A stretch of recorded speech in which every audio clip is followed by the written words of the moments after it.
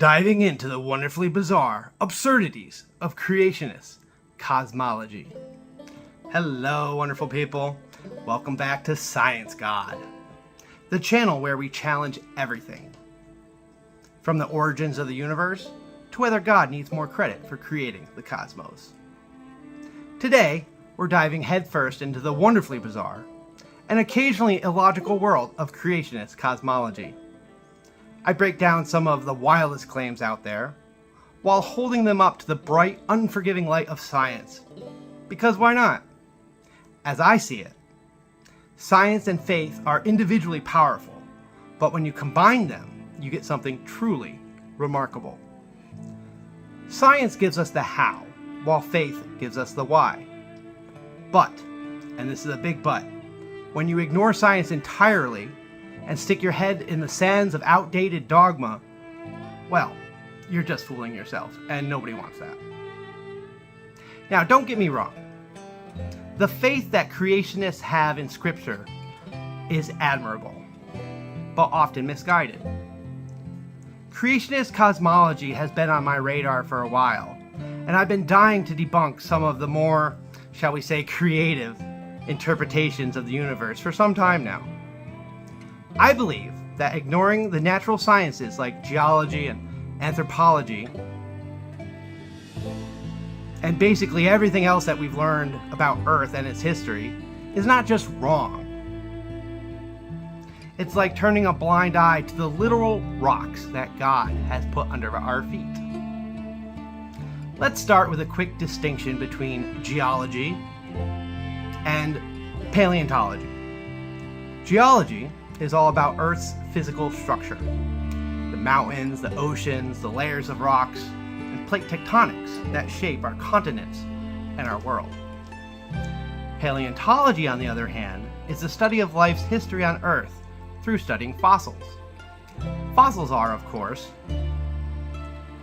the preserved remains of plants and animals from past geological ages.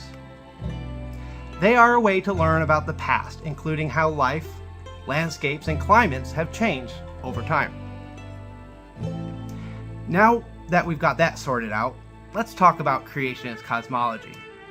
And trust me, the contradictions that pop up when you mix some creationist views with modern science can be interesting, to say the least. Quick note, over time, I've become pretty well versed in almost every argument for and against the existence of God.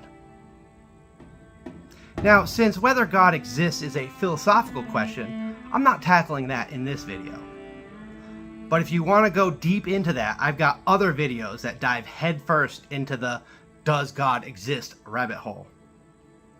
So today I'm focusing on the more outlandish claims made by creationists as a whole, specifically young Earth creationism, which, by the way, says Earth is only about 6,000 years old.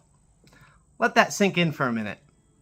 They believe that dinosaurs had a front row seat to the creation and constructions of the pyramids. But seriously, I'm not here to single out any particular person or faith. My goal is to arm you with the tools to spot and dismantle the flawed arguments and logic behind creationist cosmology. Whether you're debating a creationist at your family's Thanksgiving, or just trying to make sense of it all, I've got you covered. Okay, quick overview. Creationist beliefs vary wildly, from those who reject pretty much all science to those who almost embrace it. But they all have one thread in common. They believe that God, or a deity, was directly involved in the creation process. What we are talking about today is the well-established scientific principles that creationists often reject. Things like geology and paleontology that describe a universe that is way older than you can imagine. Okay, so here's a super brief summary of understanding life and humanity through an evolutionary lens. The universe is around 15 billion years old. The Earth is about 6 billion years old. Life on Earth has evolved over 3.5 billion years. Humans evolved from small mammals and split from chimpanzees around 7 million years ago. Modern humans appeared approximately 150,000 years ago, and civilization began after the last ice age, about 15,000 years ago.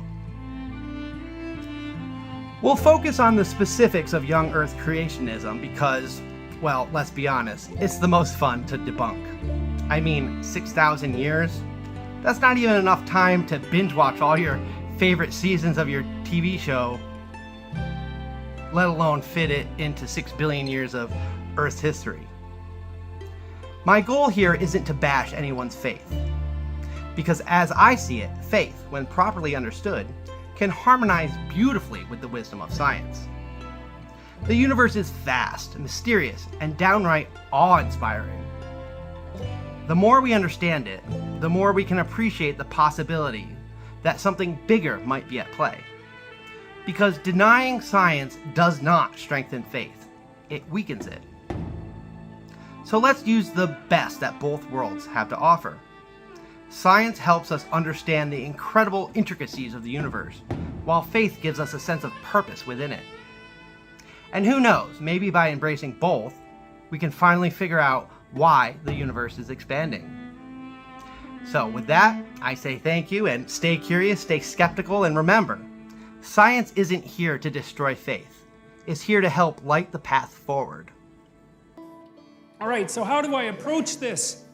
Well, first of all, I think in evolutionary terms, as far as I'm concerned, the cosmos is 15 billion years old, and the world is 4.5 billion years old, and there's been life for 3.5 billion years, and there were creatures that had pretty developed nervous systems 300 to 600 million years ago, and we were living in trees as small mammals 60 million years ago, and we were down on the plains between 60 million and 7 million years ago, and that's about when we split from chimpanzees, and modern human beings seem to emerge about 150,000 years ago, and civilization pretty much after the last ice age, something after 15,000 years ago. Not very long ago at all, And that's the span across which I want to understand.